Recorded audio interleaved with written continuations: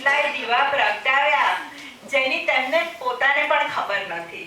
બસ હવે હું એવી વ્યક્તિની ઓળખાણ કરાવીશ જેઓ દાદાની સફરમાં શરૂઆતથી રહ્યા છે.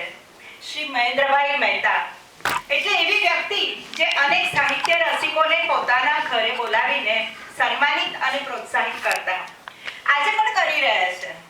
આમ તેમનો સાહિત્ય અને કલા ક્ષેત્રે અનમોલ ફાળો રહ્યો છે.